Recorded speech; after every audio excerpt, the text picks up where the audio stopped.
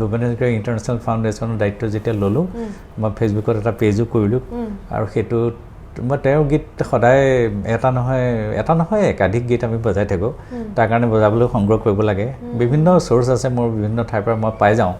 আৰু মই ভাল পাওঁ বুলি জানাৰ কাৰণে বহুতে মোক দিয়েও তেখেতৰ অলমষ্ট গান চাগে বাকী একো নাই আৰু চব মোৰ লগত আছে ৰিসেন্টলি আৰু এটা গান শুনিছিলোঁ মানে বহুত আগৰ পৰাই শুনি আছোঁ কিন্তু এতিয়া শিকিছিলোঁ মানে এনেই মন যায় নে কেতিয়াবা কোনোবা এটা গান শিকিবলৈ লুইত পৰিয়া ডেকা বন্ধু তোমাৰ তুলনা নাই মানে সেই গানটোত যে মানে ইমান ডেপথ আছে মানে ক'বলৈ নাই মানে মানে চকুমুদি শুনিলে সঁচাকৈ কোনোবা এখন বেলেগ এখন জগতলৈ যাওঁগৈ আমি নহয়নে ও মোৰ প্ৰিয় জনগণ মই গাওঁ তোমাৰে গান কণ্ঠ মোৰ আছে যতদিন কথা দিলোঁ মই ততদিন ভূপেন হাজৰিকাৰ আপুনি কি ভাবে তেখেত এজন শিল্পী বুলি ভাবে নে তেখেত এজন আন্দোলন বুলি ভাবে না শিল্পীটো হয় তাৰমানে কি হয় আন্দোলনো হয় তুমি দুটা কথাই চুই গৈছা অসমখন এনেকুৱা কিছুমান পৰিস্থিতিৰ মাজেদি আগবাঢ়ি যায় ভূপেন হাজৰিকা এনেকুৱা এজন মানুহ যে প্ৰতিটো সমস্যাক লৈ গীত লিখি যায় ন অসমে যিটো পৰিক্ৰমা এতিয়ালৈকে সম্পূৰ্ণ কৰিছে বা কৰিবলৈ বাকী আছে বা এই মুহূৰ্তত কৰি আছে সেইবিলাক তেখেতৰ দৃষ্টিত পৰে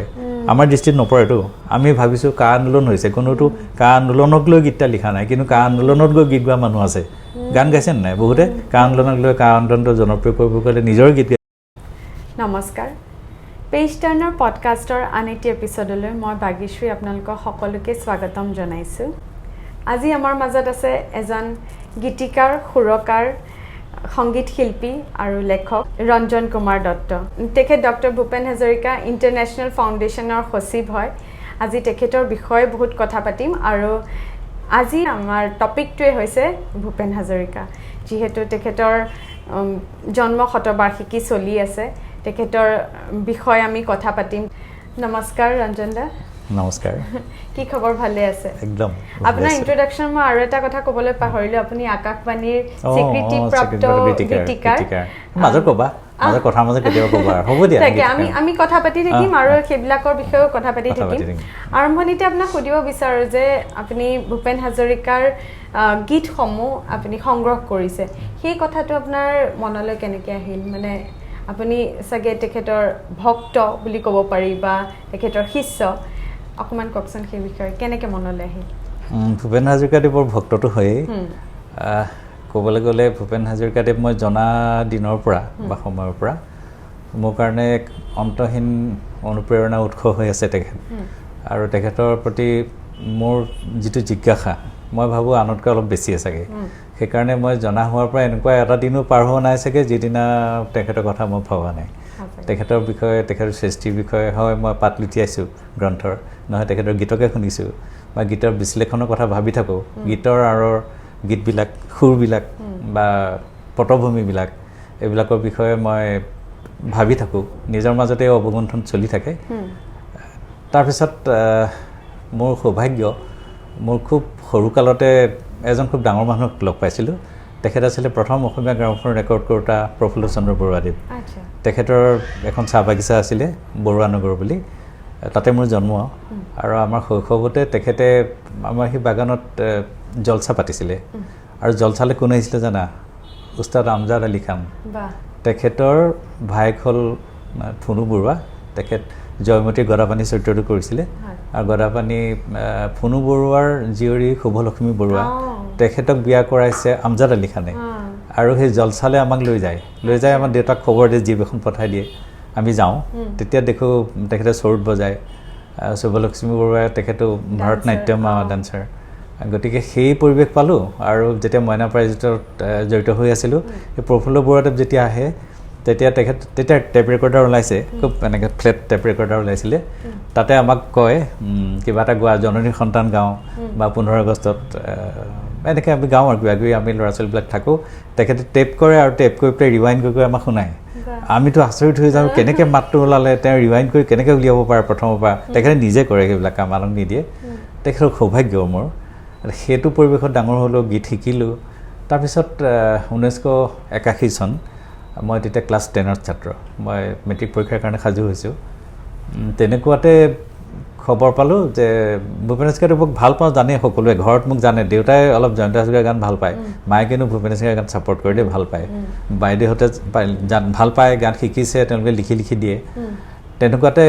মই গম পালোঁ যে এখন গ্ৰন্থ ওলাইছে ভূপেন হাজৰিকাৰ গীত আৰু জীৱন ৰথ আৰু সেইখন লিখিছে ডক্টৰ দিলীপ কুমাৰ দত্তই তেখেত থাকে ৰ'ড আইলেণ্ডত তেখেত যে যোৰহাটৰ মানুহ মই নাজানিছিলোঁ মোৰ ঘৰ তেতিয়া তাতে আছিলতো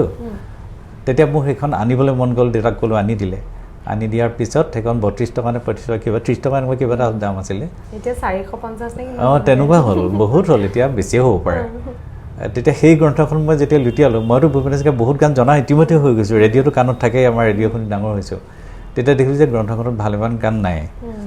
তেতিয়া মই তেখেতৰ ঠিকনাটো বিচাৰিলোঁ কিতাপত লুটিয়াওঁতে দেখিলোঁ কিংষ্টন আমেৰিকা বুলি লিখা আছে ৰ'ড আইলেণ্ড বিশ্ববিদ্যালয় লিখা আছে গণিত বিভাগ লিখা আছে কেনেকৈ চিঠি লিখিব পাৰি দেউতাই ক'লে যে নহয় পোষ্ট অফিচলৈ যাবি এৰ'গ্ৰাম পাবি এৰ'গ্ৰামত 5 টকা নে কিবা এটা লয় 3 টকা নে 5 টকা কিবা 3 টকা 25 পইচা কিবা এটা আছিল দেই মোৰ এতিয়া ইমান মনত নাই সেইখন আনি লওঁ পইচাটো দিয়ে তই চিঠি লিখ মই চিঠি লিখোঁ তেখেতলৈ তেখেতে তাৰপৰা মোক উত্তৰ দিয়ে ইমান ধুনীয়া কানেকশ্যন এটা হ'ল তেখেতে সাংঘাতিক মোক ভাল পালে ভাল পোৱাৰ পিছত যোৰহাটলৈ এদিন তেখেতে মাতিলে মই ইতিমধ্যে জে বি কলেজত এডমিশ্যন লৈছোঁ তেখেতে গণেশ গগৈৰ ওপৰত কিবা এটা আলোচনা চক্ৰ আছিলে অসম সাহিত্য সভাৰ কেন্দ্ৰীয় কাৰ্যালয়ত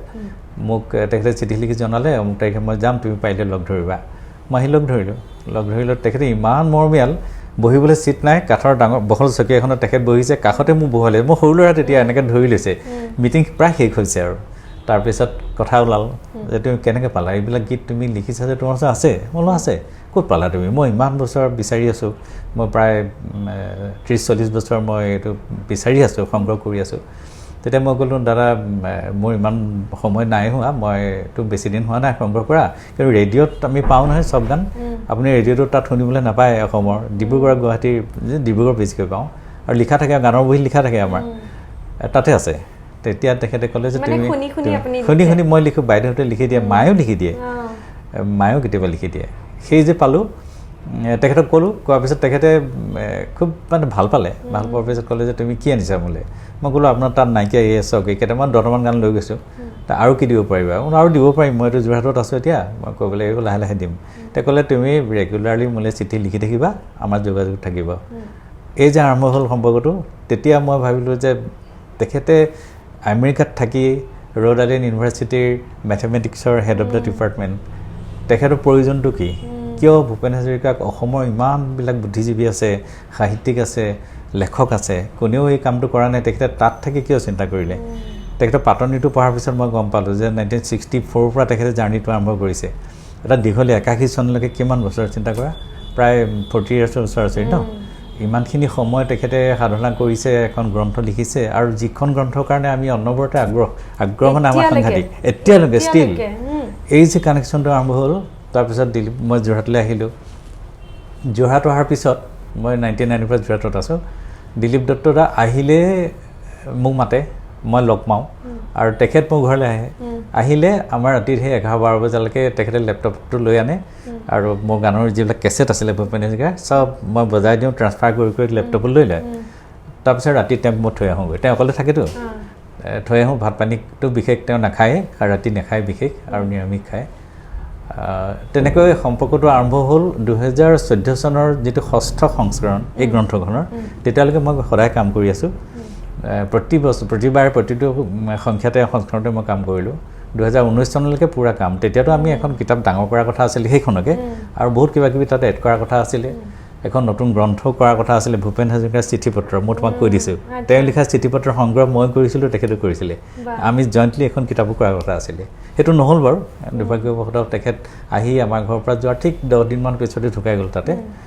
সেইটো নহ'ল কিন্তু তেতিয়া আগ্ৰহটো উপজিলে যে এজন মানুহে কৰিব পাৰে মানে কিবাটো আছে যিটো মই আছে বুলি ভাবি আছোঁ সেইটো নহয় তাতকৈ বহুত বেছি কিবা আছে এখন বিশাল সাগৰ লাহে লাহে গম পালোঁ গম পোৱাৰ পিছত মন গ'ল কৰিব পাৰি নিশ্চয় পাৰি তেতিয়া মানে কি হ'ল কিছুমান চিঠি পত্ৰ তেখেতৰ লগত গুচি গ'ল মানে তেখেতে ইয়াতে এৰি গৈছিলে 3 মাহৰ পিছত অহাৰ কথা আছিলেতো তেতিয়া কৰিলেহেঁতেন কিন্তু তেখেত যেতিয়া ঢুকাই গ'ল ঘৰটো চাফ চিকুণ কৰোঁতে লেবাৰ দি যেতিয়া চাফ চিকুণ কৰালে বহুত কাগজ পত্ৰ লাগতিয়াল বুলি ক'ৰবাত থকা জ্বলাই দিলে মই যিমান দূৰ গম পালোঁ তালৈ যোৱাৰ পাছত যে এইখিনি যত্ন লোৱা মানুহ কোনো নাই অকলশৰীয়া হৈ গ'ল তেখেতৰ পৰিয়ালৰ লগত মই কথা পাতিবলৈ কোনো সম্পৰ্ক নাপালোঁ মানে সুবিধাটো নাপালোঁ আৰু তেখেতৰ বাই ভনীবিলাকেও মই যোগাযোগ কৰিছিলোঁ কিন্তু মোক তেনেকুৱা ধৰণৰ কোনো ছাপৰ্ট দিব নোৱাৰিলে মোৰ লগত যিখিনি আছে এতিয়াও আছে মই সেইখিনিক লৈ নিশ্চয় কৰিম মই ভাবি আছোঁ কৰিম বুলি এতিয়া ভূপেন্দ্ৰ সংগীতৰ ওপৰত এখন গ্ৰন্থ মই ইতিমধ্যে কৰি আছোঁ আজিকালিতে এখন জমা দিম অসম সাহিত্য সভাই কৰিব 3টা ভাষাত হৈছে এখন অসমীয়া বাংলা আৰু হিন্দী এইটো ডাঙৰ কামেই হৈ আছে এইটো সামৰি লৈ মই ভাবিছোঁ তেওঁ পিছত চিন্তা কৰিম এই সংগ্ৰহ সংৰক্ষণ আৰু প্ৰচাৰৰ কাৰণে মই ভূপেন হাজৰিকা ইণ্টাৰনেশ্যনেল ফাউণ্ডেশ্যনৰ দায়িত্ব যেতিয়া ল'লোঁ মই ফেচবুকত এটা পেজো কৰিলোঁ আৰু সেইটোত মই তেওঁৰ গীত সদায় এটা নহয় একাধিক গীত আমি বজাই থাকোঁ তাৰ কাৰণে বজাবলৈ সংগ্ৰহ কৰিব লাগে বিভিন্ন চ'ৰ্চ আছে মোৰ বিভিন্ন ঠাইৰ পৰা মই পাই যাওঁ আৰু মই ভাল পাওঁ বুলি জানাৰ কাৰণে বহুতে মোক দিয়েও তেখেতৰ অলমষ্ট গান চাগে বাকী একো নাই আৰু চব মোৰ লগত আছে চলি আছে এই পৰিক্ৰমা সঁচাকৈ মানে ভূপেন হাজৰিকাক এনেকুৱা হয় যে ভূপেন হাজৰিকাক পাবলৈ তেওঁৰ বিষয়ে জানিবলৈ দিলীপ কুমাৰ দত্তক ডক্টৰ দিলীপ কুমাৰ দত্তক যোগাযোগ কৰিবলগীয়া হৈছিলে বা তেখেতে চব জানিছিলে এতিয়া দিলীপ কুমাৰ দত্তৰ পিছত আপুনি সঁচাকৈ আৰু এই কথাটো ক'বলৈ মই বহুত মানে প্ৰাউড ফিল কৰোঁ যে আপুনি যোৰহাটতে আছে যেতিয়াই মন যায় আপোনাৰ ওচৰত যাব পাৰোঁ সেই গানখিনি বিষয়ে জানিব পাৰোঁ কিছুমান এনেকুৱা বহুত গান থাকে ন যাৰ সেই গানবিলাকৰ আঁৰত বহুত কথা থাকে সেই অলপ দিনৰ আগতে মই ইয়াতে কমল কটকীদাৰ এটা পডকাষ্ট লৈছিলোঁ তেখেতৰ লগত কথা পাতোঁতে এই সৰু কিছুমান এইটো তোমাৰ দেখোন নাম পত্ৰ লেখা সেই গানটোৰ আঁৰত কি কথা তেওঁ যে গোটেই কাহিনী কোৱা নিচিনাকৈ কথাটো কৈ দিছে না খুব ভাল লাগিছে মানে সেই গানবিলাক সঁচাকৈ মানে তেওঁ কিবা এটা ভাবি বা কিবা এটা চিন্তা কৰিয়েই লিখে আৰু কেনেকুৱা তত্ত্বগধুৰ গান তত্ত্বগধুৰ প্ৰতিটো গীতৰ আঁৰত এটা কাহিনী থাকিবই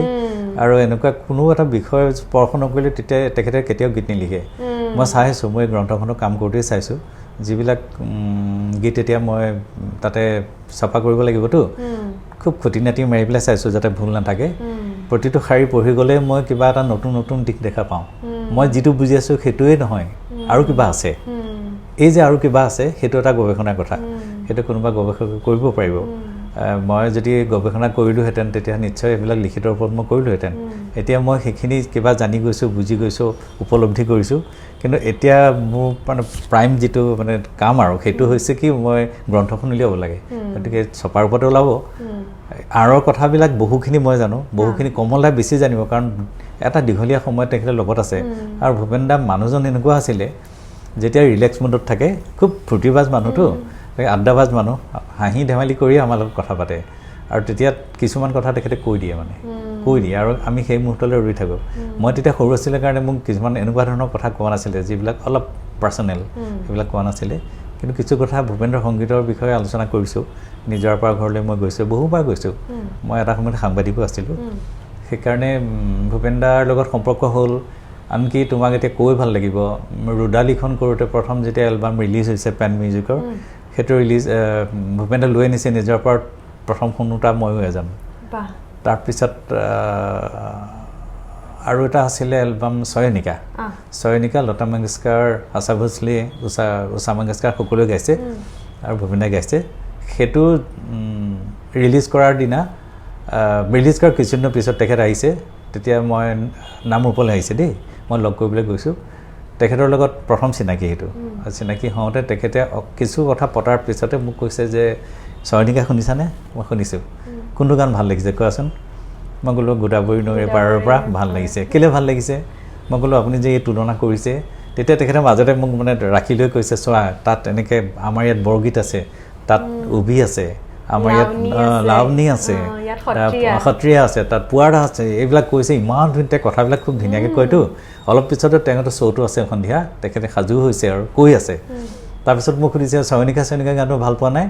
মই ভাল পাইছোঁ আপোনাৰতো কোনো গান বেয়া সকলো গীত ভালেই লাগে তেতিয়া তেওঁ এইটো কাৰণেই সুধিছে যে ছয়নিকা গানটো নতুন ষ্টাইলত কৰিছিলে তেখেতৰ আগৰ কোনো গীতৰ লগত নিমিলে সেই অলপ মডাৰ্ণ তেখেতে সেইটো কৰিব খুজিছিলে সেইটো আমাৰ চামে আমিতো তেতিয়া ৩০০০ আমাৰ চামে কেনেধৰণে লৈছোঁ সেই কথাটো জানিব খোজে তাৰপিছত ঢেৰ কথা বহুত কিবা কিবি তাৰ পিছদিনাও পুৱাও লগ পাইছোঁ বিভিন্ন সময়ত পাই গৈছোঁ বিভিন্ন মুহূৰ্তত আৰু তেখেতৰ মোৰ মনত পৰে গুলজাৰে যে এটা হেৰি কৰিছিলে সূত্ৰ ধৰিছিলে তেখেতৰ যিটো হিন্দী এলবাম মে অৰ মেৰা ছায়া সেইটো ওলাওঁতেও মই তেতিয়া ভূপেন হাজৰিকাক লগ পাইছোঁ কিছেনো পিছত লগ পাইছোঁ দেই তেখেতে বজাই থকা অৱস্থাত লগ পাইছে ঘৰত শুনি আছে আৰু সেইখিনি সময়ত মই লগ পাইছোঁ তেখেতে খুব নেভিৰ মতে শুনি আছে তেখেতে শুনি আছে মানে শুনি থাকোঁতে তেখেতে পুঠি মাছ ড্ৰাই ফ্ৰাই কৰি আছে এনেকৈ শুকানকৈ যে কৰে মই গৈ মাত দিছোঁ তেতিয়া কৈছে আমাৰ সাপে খেতিৰ ল'ৰাটো বুলি মাতে মোক সাপে খেতিলৈ পিছত আহিলোঁ মই বুঢ়ানগৰৰ পৰা সাপে খেতিটো চিনাকি এইকাৰণে নাজিৰাত তেওঁৰ ককাৰ ঘৰ আছিলে সাপে খেতিটো মনত ৰৈ গ'ল আমাৰ সাপে খেতিৰ ডেকা হা পুঠি মাছ খাই লোৱা কেনেকুৱা শুনিছা গানকেইটা মই কেনেকুৱা শুনিছানো তেওঁৰ ওপৰত কমেণ্ট দিব আছে কি আমিতো মুগ্ধ আৰু এনেকুৱা বহুত স্মৃতি আছে ভূপেন দা মোৰ কাৰণে অনন্য আৰু অন্তহীন জিজ্ঞাসাৰ উৎস এটা লিখিছে বহুত ভালকৈ লিখিছে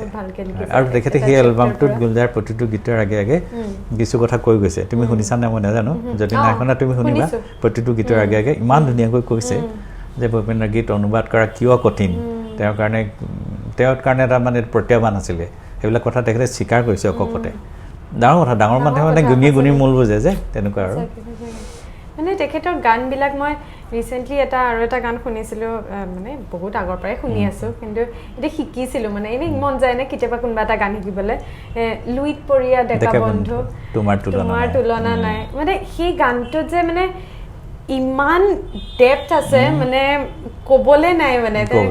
মানে চকুমুদি শুনিলে সঁচাকৈ কোনোবা এখন বেলেগ এখন জগতলৈ যাওঁগৈ আমি নহয়নে সঁচাকৈ সেই গানটো থোৱা এতিয়া 79ৰ পৰা অসম আন্দোলন হৈছিলে তাৰপিছত আমিতো আন্দোলন কৰা মানুহ তাৰ 84, 5, 6 ন 86ত হেৰি হৈছে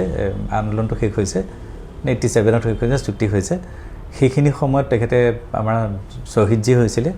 ছাত্ৰসকলে আন্দোলনত গৈ তেতিয়া তেখেতে এই গীতটো লিখিছে লুইতপৰীয়া ডেকা বন্ধু তোমাৰ তুলনা নাই জীয়াই থকাৰ যুঁজত নামিছা মৃত্যু শপত খাই প্ৰতিটো মুহূৰ্ত অসমৰ জনজীৱনৰ প্ৰতিটো সংঘাত প্ৰতিটো সমস্যাৰ প্ৰতিটো মুহূৰ্ত তেখেতে গীতেৰে ধৰি ৰাখিছে এইটো কম কথা নহয় গানটো যেতিয়া শুনিবলৈ মানে প্ৰথম পেৰাগ্ৰাফটোৱে স্থায়ীটোতে আপোনাৰ মৃত্যুৰ শপত খাই যুঁজত নামিছা জীয়াই থকাৰ যুঁজত নামিছা মানে সেইটো অলপ কথা নেকি বাৰু কোনো ভাবিব নাই এনেকুৱা লিৰিক্স আৰু লিখা মানুহ মই দ্বিতীয়জন পোৱা নাই মোৰ জীৱনকালত এই 60 বছৰ হ'ল মই আৰু এজনৰ সন্ধানত আছোঁ কিন্তু সন্ধান চলিয়েই আছে পোৱা নাই কিন্তু নাই ভূপেন হাজৰিকা আপুনি কি ভাবে তেখেত এজন শিল্পী বুলি ভাবে নে তেখেত এজন আন্দোলন বুলি ভাবে না শিল্পীটো হয় তাৰমানে কি হয় আন্দোলনো হয় তুমি দুটা কথাই চুই গৈছা আন্দোলন এই কাৰণেই হয় অসমৰ জনজীৱনক মই যে ক'লোঁ অকণমান আগতে প্ৰতিটো সমস্যা প্ৰতিটো মানে সময়ত বিশেষ বা ক্ৰিটিকেল যিবিলাক মমেণ্ট আছে অসমীয়া জাতিটোৱে ফেচ কৰিছিলে প্ৰতিটো ৰিপ্ৰেজেণ্ট কৰিছে তেখেতে গীতেৰে অসমীয়া জাতিটোক লৈ যোৱা মানুহজন হ'ল তেওঁৰ গীত শুনি গ'লে জানিবা যে সমগ্ৰ জাতিটোৱে গতি কৰি আছে গৈ আছে ক'লৈ গৈ আছে সৰ্বভাৰতীয় পটভূমিত সকলোকে তেখেতে বিলাই দিছে গীতবিলাক আৰু শিল্পীৰ দায়িত্বটো সেইটোৱে ন প্ৰকৃত শিল্পী সেইজনে বিষ্ণুৰাভা প্ৰকৃত শিল্পী বুলি কওঁ কিয় তেখেতে অকল গীত লিখি যদি বহি থাকিলেহেঁতেন তেতিয়া সেইটো বেলেগ কথা এটা হ'লহেঁতেন তেওঁতো মাটিলৈ নামি আহিছে ন পথাৰলৈ নামি গৈছে সেই আন্দোলন কৰিছে খেতিয়কৰ লগত জিন গৈছে তো সেয়েহে আচলতে প্ৰকৃত শিল্পী আন্দোলন হয় শিল্পীটো হয়েই মানে গোটেই আন্দোলন বুলি এইকাৰণে ক'লোঁ কাৰণ গীতবিলাকত তেখেতৰ যি এটা মেছেজ থাকে তুলনা কৰিব নোৱাৰি আৰু তুলনা একেবাৰে নাই আপুনি ইমান বছৰে গীতসমূহ সংগ্ৰহ কৰি আহিছে সেই সংৰক্ষণৰ সময়ত কিবা মানে স্মৃতি আছেনে স্মৃতিটো আছেই স্মৃতি মানে কি হয় তুমি আচৰিত হ'বা কিছুমান কথা মই ক'বও নোৱাৰোঁ এতিয়া অন কেমেৰা ক'ব নোৱাৰোঁ অন কেমেৰা কিয় মানুহবিলাকৰ ভিতৰত কি চিন্তাধাৰা থাকে মই নাজানো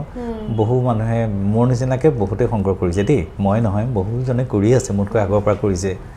কিন্তু কোনেও গীত এটা খুজিলে দিব নোখোজে দিব নিবিচাৰে দিব একদম নিবিচাৰে তেওঁলোকে কি বিচাৰে নাজানো মই যেতিয়া পেজটো খুলিছিলোঁ তেতিয়াও মই প্ৰথমে এপিল সেইটোৱে কৰিছিলোঁ যে আপোনালোকৰ ওচৰত তেখেতৰ স্মৃতিত যদি অটোগ্ৰাফো আছে তাকো দিয়ক সংগ্ৰহ কৰিবৰ কাৰণেহে বিচাৰিছিলোঁ গীত মাত দিয়ক কিবা ফটো আছে চব সকলো দিয়ক কিন্তু মানুহে নিদিলে আচৰিত কথা মোৰ ইয়াত প্ৰায় 40,000ৰ ওচৰৰ মেম্বাৰ্ছ আছে তেওঁলোকে মোক দিওঁ বুলি দিয়া নাই এতিয়া দেখিলোঁ যেতিয়া আমাৰ পেজটো পপুলাৰ হৈ গ'ল তেওঁলোকৰ পাব্লিচিটি কথাও থাকেতো তেতিয়া তেওঁলোকে নিজৰ কথা ক'বৰ কাৰণে তেওঁ গইনা লৈ পেলাই ফটোখন এতিয়া দিয়ে কিন্তু তাত এটা লগাই দিয়ে যে কি কয় ৱাটাৰমাৰ্ক লগাই দিয়ে কিবা কৰি দিয়ে যাতে সেইটো বস্তু থাকিব লাগে ঠিক আছে সেইটো এনেও থাকিলেহেঁতেন মই উইথ ডিউ ক্ৰেডিট মই ৰাখিলোহেঁতেন কিন্তু মানুহবিলাকে কৰিব নোখোজে গীত বিচাৰিলেও এতিয়া তুমি মানে কি ক'ম গীত মই কিতাপখন যেতিয়া কৰি আছোঁ যে 300মান গীত প্ৰথমে পালোঁ সেইখিনি ভূপেন্দ্ৰ সংগীত কৰি আছোঁ দেই মানে আনে কৰাখিনিতো ভূপেন্দ্ৰ সংগীত নহয় তেখেতে লিখিলেও সেইখিনি কৰাৰ পিছত 323টামান হ'ল তাৰপিছত মই কিছু গীত মই দেখা পালোঁ যে মোৰ এনেকুৱা বন্ধু আছে ছিনিয়ৰ ফ্ৰেণ্ড আছে এজন মানুহ হ'ল দুলীয়াজন হেম দত্ত দাদা অইল ইণ্ডিয়াৰ পৰা ৰিটায়াৰ কৰিলে তেখেতে নিজে কম্পিউটাৰ শিকি লৈছে কিনি লৈছে তেখেতে সংগ্ৰহ কৰিছে আৰু মোৰ সৌভাগ্য মানে মানুহে কেতিয়াবা মানুহক বিচাৰি পাই যায় যে তেখেতে আহি পেলাই এবাৰ ভূপেন হাজৰিকাদেৱৰ যিমানখিনি তেখেতৰ সংগ্ৰহ আছিলে ফটোগ্ৰাফ অটোগ্ৰাফ কিবা কিবি যি আছিলে চব মোক দি গ'ল মানে ক'লে যে মই এইখিনি আপোনাক মই গতালোঁ এইখিনিৰ ওপৰত মই আৰু কাহিনীও হাত নিদিওঁ এইখিনিৰ ওপৰত বাকীখিনি আপুনি নিব কাৰণ আপোনালোকৰ বহুত আছে মই জানোৱেই সেই ফাইলটো সেই পেন ড্ৰাইভটো মই খোলা নাছিলোঁ কিছুদিন আগত মই পেন ড্ৰাইভটো খুলি চালোঁ মই এইকাৰণেই খোলা নাছিলোঁ যে সেইখিনি মই তেখেতৰ নামতে এখন গ্ৰন্থ ফাইলে কৰিম মই আৰু তাত আৰু হাত নিদিওঁ মই মানে তেখেতে ক্ৰেডিটটো পাব লাগিবতো মোৰ চিন্তাটো তেনেকুৱা যেতিয়া মই খুলি চালোঁ খুলি চোৱাৰ পাছত দেখা পালোঁ বা কেইবাটাও গান দেখোন মই মোৰ সংগ্ৰহত নাছিলে তাত সোমাই আছে মানে এইটো 5 বছৰমানেই হ'ল তেখেতে দি যোৱা মই চোৱা নাছিলোঁ কিন্তু চোৱা এইকাৰণে নাই মই ক'লোৱে তোমাৰ উদ্দেশ্যটো এতিয়া চোৱাৰ পিছত মই তেখেতক ফোন কৰিলোঁ দাদা এইকেইটা গান মোৰ লগত নাছিলে আপোনাৰ ইয়াত আছে পালোঁ এতিয়া মইতো এখন গ্ৰন্থ কাম কৰিছোঁ নাই এইখন আপোনাক মই দিয়েই গৈছোঁ এই কামটো উপযুক্ত মানুহ আপুনিয়ে মই নকৰোঁ মই আন কিবা কাম কৰি আছোঁ আপুনি কৰক সেইখিনি গীত এতিয়া মই সংযোগ কৰিছোঁ ইয়াতে এনেকুৱা ভাল মানুহ আছে যি আহি উপযাচি দি যায় আৰু এনেকুৱা মানুহ আছে যি কেতিয়াও দিব নোখোজে আৰু কেতিয়াবা যদি কাৰোবাৰ ফটো এখন মই কোনোবাই তোলা বিশেষ এজন ব্যক্তিয়ে তোলা ভূপেন হাজৰিকাৰ ফটো এখন যদি মই পেজত দিওঁ মোলৈ মেছেঞ্জাৰত মেছেজ আহে বা ফোন কৰে ফোন কম কৰে বাৰু বা নহ'লে এনেকৈ মেছেজ কৰে কয় যে এই ফটোখন অমুক চনত অমুক তাৰিখত মইহে তুলিছিলোঁ আপুনি মোৰ নামটো উল্লেখ কৰা নাই যে মই আচলতে নাজানো কাৰণেহে কৰা নাই তেতিয়া মই কওঁ যে মইতো নাজানো মই কৰি দিম বা মই কৰি দিওঁ লগে লগে মই কাৰেক্ট কৰি দিওঁ ক্ৰেডিটটো মই দিওঁৱেই বাৰু বিভিন্ন ধৰণৰ মানুহ থাকে কাম কৰিব খোজা মানুহ নোখোজা মানুহ কাম কৰিবলৈ আনক দিব খোজা মানুহ নিদিব খোজা মানুহ এনেকুৱা বহুত কথা আৰু অভিজ্ঞতা আছে আপুনি ইতিমধ্যে কৈছে আমাক ডক্টৰ দিলীপ কুমাৰ দত্তৰ লগত আপুনি কাম কৰিছে ভূপেন হাজৰিকাৰ জীৱনত গ্ৰন্থখনত তাৰপিছত তেখেতৰ বিষয়ে লিখা মানুহ নাই মানে তেখেতে যিখিনি কাম কৰিছে যিমান পঢ়া শুনা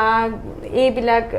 বাকী কামখিনি তাৰ লগতে সেইখিনি আপুনি একেলগতে সংগ্ৰহ কৰি পেলাই আপুনি এখন তেখেতৰ ওপৰত কিতাপ লিখিছে অকণমান সেই কিতাপখনৰ বিষয়ে কওকচোন সেইখন প্ৰকৃততে বায়'গ্ৰাফিয়ে হয়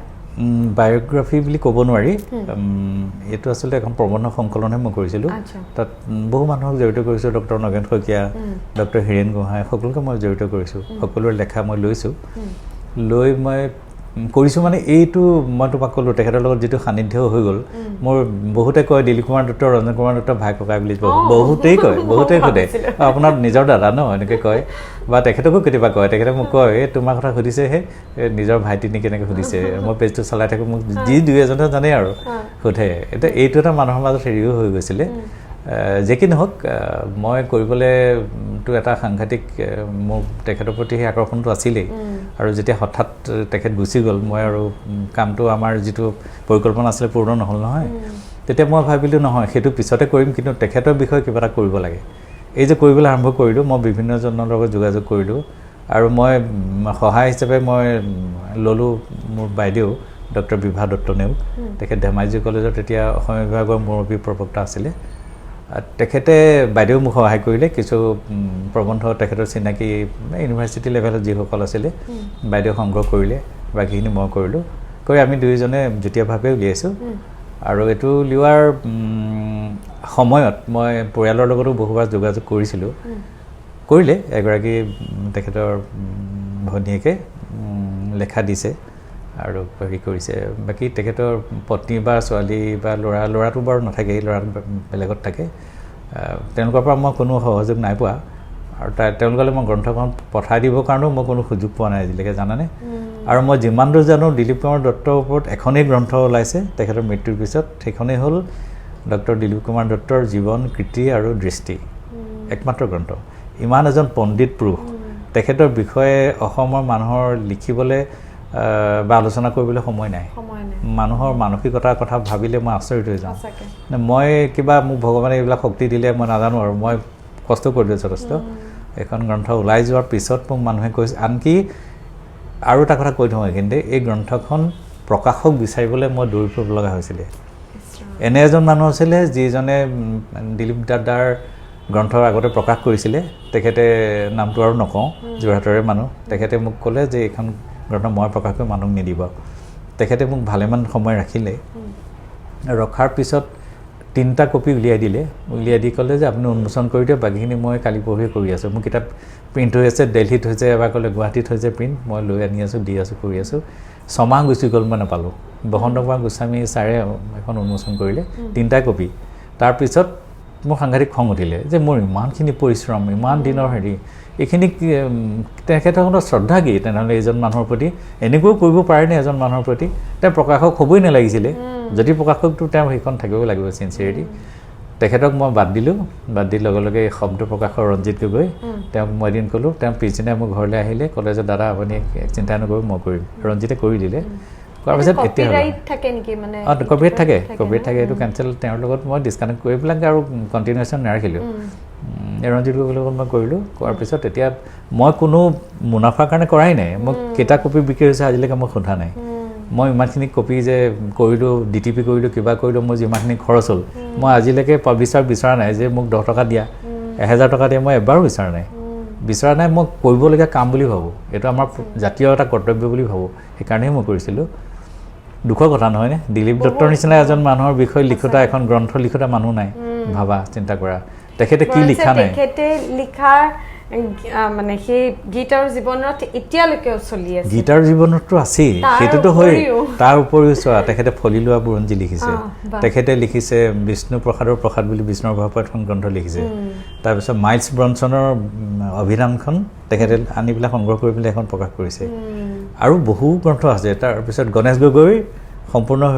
ৰচনাৱলী তেখেতে কৰিছে তাত থাকি এজন মানুহে কৰিছে আৰু ভূপেন হাজৰিকাটো ষষ্ঠ সংস্থা আমেৰিকাত থাকি কৰিছে তো সেইজন মানুহক স্বীকৃতি দিবলৈ মানুহ নাই তেখেতৰ বিষয়ে আলোচনা কৰিবলৈ এখন সভা স্মৃতিচাৰণ কৰিবলৈ মানুহ নাই যোৰহাটত অসমতো নাই বাৰু যোৰহাটতে নাই কিমান দুখৰ কথা চলি আছে আৰু এনেকৈ দিন গৈ আছে সময় পাৰ হৈ গৈ আছে আপোনাৰ যিখন গ্ৰন্থ অপৰূপ সৃষ্টিৰ ৰূপকাৰ ভূপেন হাজৰিকা সেই কিতাপখনৰ বিষয়ে অকণমান কওকচোন সেই কিতাপখন লিখাৰ মূল উদ্দেশ্যটো কি আছিলে আপোনাৰ কি ভাবি লিখিছিলে ভূপেন দাৰ ওপৰত মই বিভিন্ন সময়ত বিভিন্ন লেখা লিখি আছোঁ দৈনিক জনভূমিয়েতো প্ৰকাশ কৰি আছে আৰু আন কোনো কাকতেও কৰি আছে কেতিয়াবা অন্য আলোচনীও কৰিছে আৰু সেইবিলাক মই এটা সময় আহিলে যেতিয়া দিলীপ দাদাও গুচি গ'ল মোৰতো গুৰিয়াল নোহোৱা নিচিনা হৈ গ'লোঁ তেতিয়া মই ভাবিলোঁ নহয় মই যিখিনি লেখা লিখিছিলোঁ ইমান দিনে সেইখিনি একেলগ কৰা এটা সময় আহিলে আৰু সংকলন কৰা সময় আহিলে সেইবিলাক সংগ্ৰহ কৰিলোঁ প্ৰায় 50টামান মোৰ লেখা আছিলে আৰু মই সেইখিনি উপৰঞ্চিকৈ মই দিলীপ দাই কিছু কথা কৈ গৈছিলে ভূপেন দাৰ ওপৰত বিষয়ে তেখেতে ওচৰৰ পৰা পাইছিলে দূৰৰ পৰা পাইছিলে বিভিন্ন ধৰণে পাইছিলতো আমাতকৈ বহুত বেছি পাইছিলে সেইবিলাক কথা মই জানো যেনে আলেকজাণ্ডাৰৰ লগত ৰিজনীৰ কথা আছিলে বহু কিবা কিবি এনেকুৱা কাহিনী আছে স্মৃতি আছে সেইবিলাক কথা মই জানিছিলোঁ যিহেতু মই ভাবিলোঁ এইখিনি যদি মই গ্ৰন্থৰ আকাৰ উলিয়াই নিদিওঁ মানুহেতো নাজানিব মোৰ লগতে থাকি যাব সেইকাৰণে গ্ৰন্থ ৰূপ দিয়াটো মই বিচাৰিলোঁ আৰু মই যি ধৰণে ভূপেন দাক পাইছিলোঁ বা বিশ্লেষণ কৰিছিলোঁ মোৰ দৃষ্টিৰে যেনে চিত্ৰকৰ ভূপেন হাজৰিকা বা ভূপেন হাজৰিকাৰ গীতত ধৰা মই বেলেগ এটা টপিক দিছিলোঁ যে বিউটি স্পট ভূপেন হাজৰিকাৰ গীতৰ বিউটি স্পট মানুহে কোনো ভবা নাই কিন্তু মই ভাবিছিলোঁ মই যে কওঁ তোমাৰ তেওঁৰ বিষয়ে মোৰ অন্বেষণৰ অন্ত নাই বিউটি স্পট মানে বিউটি স্পটটো জানা তুমি ছোৱালী যেতিয়া জানিবাই বিউটি স্পটটোৱে কি বিউটিফাই কৰে ভূপেন হাজৰিকাৰ গীতটোকো বিউটিফাই কৰিবলৈ কিছুমান শব্দ আছে কিছুমান সুৰ আছে কিছুমান কাজ আছে আৰু সমগ্ৰ গানটো সেইটো নাপাবা ক'ৰবাত কিন্তু পাবা সেই বস্তুটো এনালাইচিছ কৰি উলিয়াব লাগিব কোনোবাই সেইটো কৰিছিলোঁ মই তেনেকুৱা আৰ্টিকলো আছে মই মোৰ লক্ষ্য সেইটোৱে মানুহে জানক বুজক ভূপেন হাজৰিকাজনক মই জনা ভূপেন হাজৰিকাজনকো আনে বুজি পাওকচোন মোৰ দৃষ্টিৰে আনিও চাওক সেইটোৱে আৰু এইখন প্ৰকাশ পালে এইখন পূৰ্বাঞ্চলে কৰিলে ভালেই লাগিছে এইখন ঠিক ওলোৱাৰ 6 মাহো নহ'ল দ্বিতীয় সংস্কৰণটো ওলালে সেইকাৰণে মোৰ ভাল লাগি থাকে আৰু কিন্তু মই বিনিময়ত একো বিচৰা নাই দেই এইটো মই দুবাৰ কৈছোঁ এইবাৰো মই কৈছোঁ মই একো মোৰ উদ্দেশ্য নাই কেতিয়াও বিচাৰি যোৱা নাই মই বিচাৰি নাযাওঁ এইখিনি ভাল পাই কৰা কাম চলি আছে ভূপেন হাজৰিকাৰ জীৱনত যিখিনি তেখেতে কাম কৰিছে তাৰে ভিতৰত কিবা এটা এনেকুৱা টপিক এতিয়া বেছি আলোচনা কৰাটো উচিত বুলি আপুনি ভাবেনে তেনেকুৱা কিবা টপিক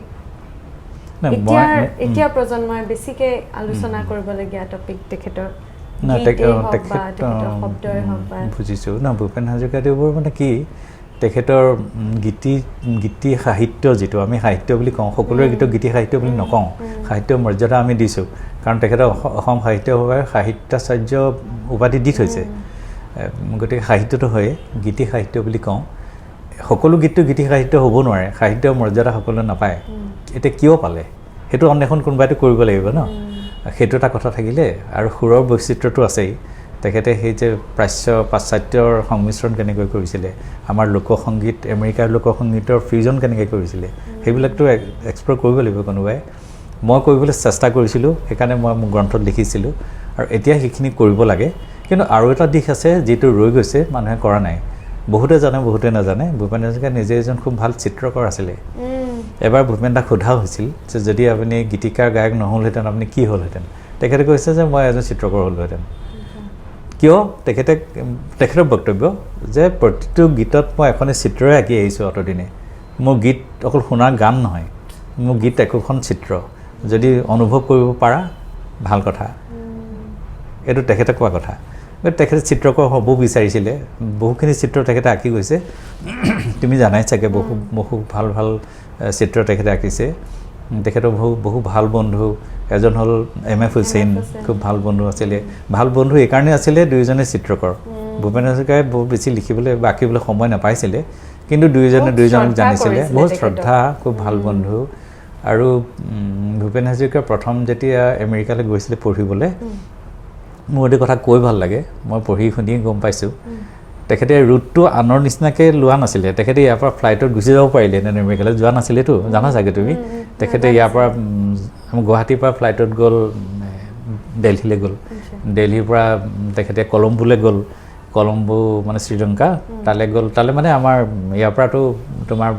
জাহাজেৰে গ'ল তাৰ পৰা জাহাজেৰে যাত্ৰা আৰম্ভ কৰিলে গৈ পেৰিছ পালেগৈ পেৰিছত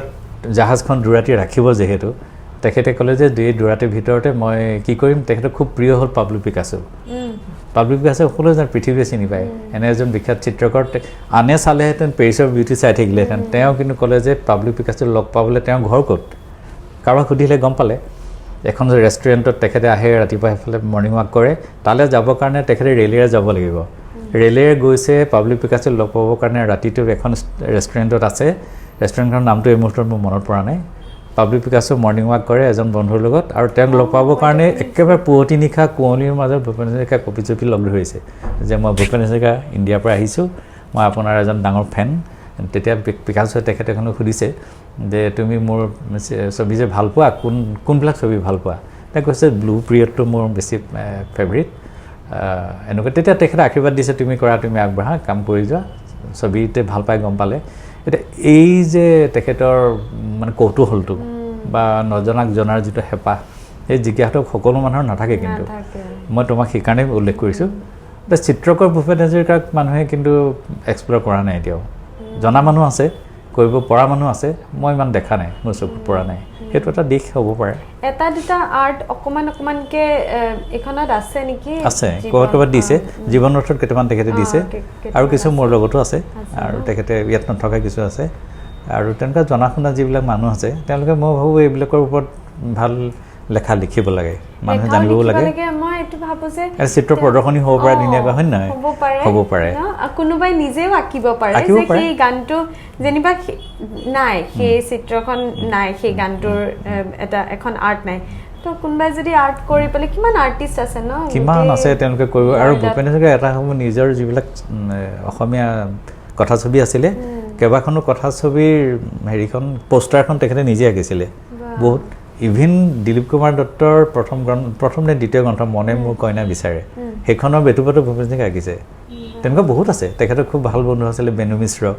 মিশ্ৰ ভাৰতৰ ভাল চিত্ৰকৰ তেখেতৰ লগত তেখেতৰ ভূপেনৰ কামবিলাক তেখেতে কৰে আৰু ভূপেনে নিজেও আঁকে বহুত মনে মই কইনা বিচাৰে এখন বেটুপাত্ৰ মোৰ লগত আছে কি আঁকিছিলে তেখেতে তুমি যেতিয়া চাবা তেখেতে হাতে লিখা গীতবিলাক যদি চোৱা মোৰ আচৰিত লাগে মানে মই এওঁ কেতিয়াবা মেছেজো কেতিয়াবা কয় মোক যে কিমান আৰু সোমাই থাকে আপুনি একেটা বিষয়তে মোৰ অন্ত নাই জানা নাই কেলে নাই তেখেতে গীতটো লিখিলে যদি ভুল হয় কাটে সেই কটাটো তুমি এনেকৈ আমাৰ নিচিনাকৈ নাকাটে সেইটো আৰ্ট এটা সেইটো পকাই পকাই আখৰকেইটাৰ লগত এনেকুৱা এটা আৰ্ট কৰি থয় তুমি যদি ভালকৈ তাত ফ'কাছ কৰা তেতিয়াহে গম পাবা যে ইয়াতো এটা আৰ্ট সোমাই আছে এই বস্তু দেখিছিলোঁ মই নীলপৱন বৰুৱা যে চিত্ৰশিল্পী তেখেতৰ ঘৰলৈ এবাৰ মই যাওঁতে দীপালী বাইদেউ আছিলে নীলপৱন বৰুৱাৰ মই এটা সাংবাদিক হৈ থাকোঁতে এটা ইণ্টাৰভিউ ল'বলৈ গ'লোঁ দীপালী বাইদেউৰ ওচৰত বহি আছে নীলপৱন বৰুৱাৰ হাতত এটা জুইশলা আছিলে আৰু এটা কলম আছিলে মই কথা সুধি আছোঁ তেখেতে উত্তৰ দি আছে ইটো সিটো সেইখিনি মুহূৰ্ততে তেখেতে মোলৈ চাই কথা কৈ আছে কিন্তু ইয়াত কিবা আঁকি আছে মই মন কৰা নাই মই ইমান গুৰুত্ব দিয়া নাই যেতিয়া শেষ হ'ল তেতিয়া মই চাইছোঁ এই সাপ এটা কিবা এটা তেওঁ সাপটোৱে স্বীকাৰ কৰিছে সেইটো তেখেতে কলমে এই হেৰিটোত তোমাৰ জুইশলা বাকচটোত আঁকি আছে সেইটো হৈ গ'ল মানে সম্পূৰ্ণ হৈ গ'ল মোৰ লগত কথা পাতি থাকোঁতে এইবিলাকে চিত্ৰশিল্পী এইবিলাকে আচলতে সৃষ্টি কৰা মানুহ সৃষ্টিৰ সাধনাত ব্ৰতী সেইবিলাকে মানুহ আমাৰ নিচিনা উপৰুৱাকৈ আমি অকণমান গান গালোঁ অকণমান লিখিলোঁ দুটা কথা ক'লোঁ সেইটো সাধনা নহয় আচল সাধক সেইবিলাক তেওঁলোকৰ প্ৰতি জিজ্ঞাসা মানুহৰ থাকিব ডেফিনেটলি মোৰতো শেষেই নাই আৰু সঁচাকৈ আমি গৈছিলোঁ মই বহুত সৰু আছিলোঁ নীলপৱন গৈছিলোঁ তেখেতৰ ঘৰত দীপালী বৰঠাকুৰ আছিলে বাইদেউ আছিলে তাৰপিছত লগ কৰিবলৈ গৈছিলোঁ মই বহুতেই সৰু মই চাগে 8-9 বছৰীয়া আছিল নেকি কিন্তু মোৰ মনত আছে তেখেতে মানে মোৰ বায়ে অটোগ্ৰাফ দিবলৈ এনেকৈ আগতেতো ডায়েৰীবিলাকত বুক এখন থাকে তাৰপিছত সেই অটোগ্ৰাফ দিওঁতে মানে তেওঁ মইনো কি অটোগ্ৰাফ দিম বুলি কৈ পেলাই মানে একদম এটা পাকতে মানে এখন আৰ্ট আঁকি দিলে তেওঁতো এবষ্ট্ৰেক্ট আৰ্ট কৰে ন এখন আৰ্ট আঁকিলে তাৰপিছত আঁকি পেলাই দি দিলে তাৰপিছত চবেই আমি খুব চাওঁ মই ডাঙৰ হোৱালৈকে চাই থাকোঁ মানে এতিয়াও চাওঁ কেতিয়াবা কি আছে তাত আছে ন ৰাখিছে এতিয়া আছে সৰু সৰু চৰাই কেইটামান আছে তাতে কিন্তু মানে বস্তুটো মানে বহুত হাবি জাবিকে আছে মানে বস্তুটো তাৰ মাজত তুমি চিন্তা কৰিব লাগিব ন বিচাৰি উলিয়াবলৈ চিন্তা কৰিবলগীয়া হৈছে মানে মই সেই চিন্তা কৰি পেলাই উলিয়ালোঁ চৰাই দুটামান আছে আৰু বাকী কি আছে হয়তো এতিয়া আৰু চালে হয়তো মই গম পাম যে হয় ন বয়স হৈ গ'লে তেতিয়া অকণমান এক্সপিৰিয়েঞ্চ হৈ গ'লে দেখা যায় বুজা যায় কি আছে আৰ্টটো মানে বিভিন্ন ধৰণে থাকেতো কোনোবাই কিউবিজিমৰ ওপৰতো পাব্লিক বিকাশে কৰিছিলে আৰু কোনোবাই কৰিছে কোনোবাই এবষ্ট্ৰেক্ট আৰ্ট কৰে কোনোবাই আন ধৰণৰ কাম কৰে ভিনচেণ্ট ভেন গগে বেলেগ ধৰণে কাম কৰিছিলে সেইটো এটা জীৱন আৰু জীৱিকাও হ'ব পাৰে আৰু সাধনাও হ'ব পাৰে মই মানে ভাবোঁ আৰু মই এটা মিছন এতিয়া লৈ আছোঁ তোমাক আজি কৈ থওঁ ভূপেন হাজৰিকা আন্তৰ্জাতিক ফাউণ্ডেশ্যনৰ বেনাৰতে হ'ব ভূপেন হাজৰিকা ডিজিটেল মিউজিয়াম এটা হ'বলৈ গৈ আছে আৰু মোৰ এইটো ড্ৰিম প্ৰজেক্ট সেইটো কাৰণে গভৰ্ণমেণ্টক মই দিছোঁ এতিয়ালৈকে হোৱা নাই এপ্ৰুভ কিন্তু হ'ব পাৰে মাইনুটছত ইতিমধ্যে সোমাইছে সেইটো যোৰহাটত হ'ব যোৰহাটত ইতিমধ্যে মাটি অলপ পাইছোঁ তাত ডিজিটেল মিউজিয়াম এইকাৰণেই কৰিম ডিজিটেল মিউজিয়ামত সেই ভূপেন হাজৰিকা অঁকা ছবিবিলাক থাকিব তেখেতৰ ওপৰত মোৰ যিমানখিনি মই সংগ্ৰহ কৰি থোৱা তেখেতৰ আলোকচিত্ৰ আছে সেইবিলাকো থাকিব তেখেতৰ গ্ৰন্থ তেখেতৰ ইভেন ভাৰতৰত্ন বঁটাটো পদ্ম বিভূষণ বঁটাটো সেইবিলাক তেখেতৰ পুত্ৰ তেজ হাজৰিকাৰ লগত মোৰ খুব ভাল সান্নিধ্য চলি আছে তেখেত আমাৰ ফাউণ্ডেশ্যনৰ ফাউণ্ডাৰ যিহেতু এটা যোগাযোগ আছে সেইবিলাক তাৰ পৰা ৰেপ্লিকা হৈ আহিব পাৰে বা বিভিন্ন ধৰণে মই চাওঁ কেনেকৈ পাৰোঁ যাতে পৃথিৱীৰ যিকোনো এটা এংগলৰ পৰাই ভূপেন হাজৰিকা ভূপেন হাজৰিকা তাৰ পৰাই ভিজিট কৰিব পাৰে তাত কিবা এটা ছিষ্টেম কৰিম কিন্তু ইয়াত হ'ব সেইটো মোৰ ড্ৰিম প্ৰজেক্ট এইটো বৰ বেছিকৈ ক'ব নোৱাৰি কেলৈ আজিকালি হাইজেক কৰে নহয় আইডিয়াবিলাক মই ভাবি থাকোঁ যেতিয়া টুৰিষ্ট আহিব মাজুলী চাবলৈ 1 ঘণ্টাৰ এটা প্ৰগ্ৰেম থাকিব দিনটোত যিটোত ভূপেন হাজৰিকাৰ গীতো বাজিব তেখেতৰ ওপৰত এখন ডকুমেণ্টাৰী দেখুওৱা হ'ব আৰু তেখেতৰ যিখিনি বস্তু মই এক্সিবিট কৰিব খোজোঁ সেইবিলাকো মানুহে চাব পাৰিব টুৰিষ্টবিলাকে জানি যাওক এইটো এটা ড্ৰিম প্ৰজেক্ট চাওঁ আৰু কি হয় যদি পাৰোঁ কৰিম খুব ভাল লাগিব সেইটো সঁচাকৈ আপোনাৰ ড্ৰিম প্ৰজেক্টটো মানে আপুনি যেনে কথাখিনি কৈছে মই ভিজুৱেলাইজ কৰি আছোঁ এইটো জেগাত এইটো থাকিব এইটো জেগাত এইটো লাইট সঁচাকৈ তোমালোক থাকিব লাগিব মইতো ল'মেই তোমালোকক তেনেকৈহে পাৰিম ইনাৰটিলি কিবা এটা কৰিব পৰা যায় মানে যিটো কনচেপ্ট যিটো কাম হোৱা নাই ভূপেন হাজৰিকাক লৈ হোৱা নাই আন ক'ৰবাত লৈ ক'ৰবাত হয়তো হৈছে মই নাজানো কিন্তু মোৰ মনলৈ আহিছে সেইটো যে এনেই গৱেষণা ধৰ্মী ধৰা কিবা গৱেষণা কেন্দ্ৰ কলাকৃষ্টি কেন্দ্ৰ এনেকুৱা বহুত খুলিছে কিমান গৱেষণা হৈছে মই নাজানো কিমান কলাকৃষ্টিৰ সাধনা হৈছে মই নাজানো যোৰহাটতে আছে তেনেকুৱা নাম দি থ'ব পাৰি সামৰি থ'ব পাৰি কিন্তু মই সামৰিব খোজা নাই সেইটো এটা নতুন এটা যাত্ৰা আৰম্ভ কৰিম বুলিয়ে ভাবি থৈছোঁ যদি পাৰোঁ আৰু চাওঁ বঢ়িয়া আৰু তেখেতৰ যিখিনি ফেন্স মানে এতিয়া অনুৰাগী যিখিনি অসমীয়া অনুৰাগী বা ভাৰতীয় অনুৰাগীৰ কথা নাই কোৱা মই আন্তঃৰাষ্ট্ৰীয় অনুৰাগীখিনিৰ কথা কৈছোঁ তেখেতৰ এনেকুৱা নহয় যে অকল অসমীয়া মানুহখিনিয়ে বা ইণ্ডিয়ান মানুহখিনি যিখিনি বাহিৰত NRIখিনিয়ে তেওঁক মানে আঁকোৱালি লয় তেনেকুৱাও নহয় বাহিৰৰ বহুত মানুহেও তেওঁৰ গীতসমূহ আঁকোৱালি লৈছে অকণমান কওকচোন তেওঁলোকৰ কিবা এই বিষয়ত বাহিৰত আপুনি দেখিছেনে কিবা তেওঁৰ গানখিনি সংগ্ৰহ কৰা বা তেওঁৰ বিষয়ে গৱেষণা কৰা সংগ্ৰহ কৰাৰ কথা মই নাজানো কিন্তু গৱেষণা কৰিছে অসমৰ বাহিৰতো কৰিছে দিল্লী ইউনিভাৰ্চিটিৰ এজনী ছোৱালী অমৃতা বুলি তাই মোৰ লগতে যোগাযোগ কৰি তাই PhD অলৰেডি কৰিলে কমপ্লিট ভূপেন হাজৰিকাৰ গীতবিলাকৰ ওপৰতে কৰিছে দেই সেইটো হ'ল ঠিক 2 বছৰমান হৈ গ'ল কৰিছে কমপ্লিট তেওঁ দেউতাকক লৈ আহি গৈছে মোক অফিচত লগ ধৰিবলৈ মই যাব নোৱাৰিলোঁ গুৱাহাটীলৈ মাতিছিলে মই মিলাব নোৱাৰিলোঁ কিবা কিবি কাৰণত মোৰ ব্যস্ততা অলপ বেলেগ ধৰণৰ চলি থাকে যাবহে নোৱাৰিলোঁ কিন্তু কাম হৈ গৈছে সেইটো ভাল লাগে ন দিল্লী ইউনিভাৰ্চিটিত কৰিছে আন কোনোবাই কৰিছে আৰু অসমতো বহুতেই কৰিছে আৰু বাকী বাহিৰত অসমৰ বাহিৰত থাকিলে মানুহ বেছি অসমীয়া হয় তুমি মই পাতিছোঁ ন এইটো কথা বেছি অসমীয়া হয় তেওঁলোকে এটা টান অনুভৱ কৰে যিটো ইয়াত থাকিলে কৰিব পাৰিলোহেঁতেন চাগে এতিয়া দূৰত আছোঁ ইয়াত থাকি কি কৰিব পাৰোঁ এনেকুৱা থাকেতো চিন্তা মই জনাত ইংলেণ্ডত আছে অসমীয়া ফেমিলি কেইবাটাও আছে মানে দ্বিতীয়জন দিলীপ কুমাৰ দত্ত দিলীপ কুমাৰ দত্ত ঠিক হৈ উঠিছে নাই মই নাজানো কিন্তু কৰিছে সংগ্ৰহ মোৰে যোগাযোগ কৰি থাকে ডক্টৰ নৃপেন বৰকাকতি তেখেতে ইউকেৰ পৰা কৰে তেখেতে মানে big fan of Bhupen Hazarika কেইবাবাৰো নিছে তাৰপিছত কৰোণা সাগৰ দাস কৰোণা দাস আছিলে তেখেতেও কৰিছিলে তেখেতৰ লগত বহুত বস্তু আছে এতিয়া তেখেতৰ ইউকেলৈ যাওঁতে 2-3 বাৰ গৈছে আৰু তেখেতে এটা সময়ততো এনেকুৱা আছিলে ভূপেন দা বহুত প্ৰতিবাদী শিল্পীটো ট্ৰেফেলগাৰ স্কোৱাৰত বৰ্ণ বৈষম্যৰ বিৰুদ্ধে গান গাবৰ কাৰণে ভূপেন হাজৰিকাই গান গাইছে তেখেতক মাতি নিছিলে তেনেকুৱা কোনো দ্বিতীয়জন অসমত শিল্পী ওলোৱা নাই এতিয়ালৈকে তাত বৰ্ণ বৈষম্যৰ বিৰুদ্ধে তেখেতে গৰ্জন কৰি ৱেৰেণ্ড চেইবৰ্ড ব্ৰাদাৰ গাইছে তাৰপিছত কিবা আৰু কিবা কিবি 4টামান গীত গাইছে গাই পেলাই বুজাইছে তাত তেতিয়া দুটা ফৈদৰ মানুহৰ মাজত সংঘাত হোৱাৰ উপক্ৰম হৈছে আৰু এইবিলাক পুলিচে মানুহ আঁতৰাই নিব লগা হয় যেনেকৈ বহুত কাহিনী আছে তেতিয়া যিবিলাক মানুহে ইনিচিয়েটিভ লৈছিলে সেইখিনি হ'ল অসমীয়া মানুহ আৰু বেংগলী মানুহ তেনেকৈ ৰাখিছে ভূপেন হাজৰিকাৰ বুকুত লৈ ৰাখিছে এতিয়াও তেনেকুৱা কামবিলাক কৰিছে মই জনাত আৰু সেই যি 2-এজনে মোৰ লগত যোগাযোগ কৰে ৰিচেণ্টলি নিপেন বৰকাকতিয়ে জনালে তোমাৰ ববিতা শৰ্মা চিনি পোৱা ববিতা শৰ্মাই ভূপেন দা আনকাট বুলি এখন ডকুমেণ্টাৰী কৰিছে সেইখন দেখুৱাবলৈ ইয়ালৈ আহিব মোৰ লগত যোগাযোগ চলি আছে প্ৰায় কনফাৰ্মেই হৈছে জুনৰ শেষতে কৰিম আমি স্ক্ৰিনিং কৰিম তেওঁলোকে কৰিছে সেই লণ্ডনৰ ভিজিটটোতকৈ লৈ পেলাই ভূপেন হাজৰিকাৰ ওপৰত এখন ডকুমেণ্টাৰী কৰিছে তাৰমানে এটা ভিজিটতো এজন মানুহৰ ওপৰত এখন ডকুমেণ্টাৰী কৰিব পৰা যায় তে মানুহজনৰ মাজত কি থাকিব লাগিব আমিতো গৈ আহোঁ ময়ো ইউকে গৈ আহিছোঁ মোৰতো কোনো ফটোকপিও তোলা নাই ন কিন্তু ভূপেন হাজৰিকা এনেকুৱা এজনে ব্যক্তি বা তেখেতৰ ব্যক্তিত্ব এনেকুৱা ধৰণৰ যে মানুহে সেই এটা ভিজিটত ছিংগল ভিজিটক লৈ এখন ডকুমেণ্টাৰী কৰিব পাৰিছে তেখেতৰ ডাঙৰ কথা ন কৰি আছে কাম কৰি আছে কিন্তু জিতাবায়েও কৈছিলে জিতা বৰুৱা তেখেতেও কৈছে যে তেখেতৰ এটা অৰা আছে অৰাটো আছে মানে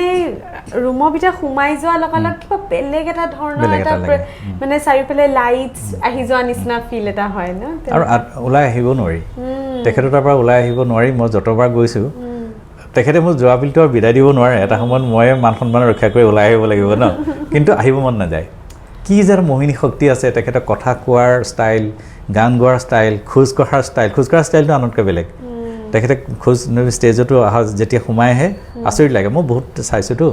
আমি তেখেতৰ গীত চাবৰ কাৰণে অনুষ্ঠান চাবৰ কাৰণে ইয়াৰ পৰা কেন্দুগুৰিলৈ খোজকাঢ়ি যাওঁ আমাৰ একো নাথাকে ইয়াৰ কেন্দুগুৰিলৈ এতিয়াতো খোজকাঢ়ি যাব কোনোবা কেতিয়াও নাযাব আমি খোজকাঢ়ি যাওঁ তেনেকৈ গুৱাহাটীতো বহুত ঠাইত বেলতলাত চাইছোঁ ক'ৰবাত চাইছোঁ এবাৰ তেখেতৰ লগত গাড়ীত মই জাৰ্ণিও কৰিছোঁ কিবা এফালে যাওঁতে সেই তেনেকুৱা পুৰুষোত্তম দাসৰ তেখেতৰ সংগীতজ্ঞ তেখেতৰ কিবা শ্ৰদ্ধা জনাবৰ কাৰণে এটা অনুষ্ঠান হৈছিলে ব্ৰহ্মপুত্ৰৰ পাৰত সেইবাৰ ভূপেন দাক মই লৈ গৈছোঁ গাড়ীতে তেতিয়া আমি বিভিন্ন কথা পাতি গৈছোঁ মানে সেই যে মোহিনীটো এইটো অলপ সাংঘাতিক আৰু বেলেগ ধৰণৰ তাৰমানে তোমাৰ আমনি নালাগিব কেতিয়াও সেই আৰু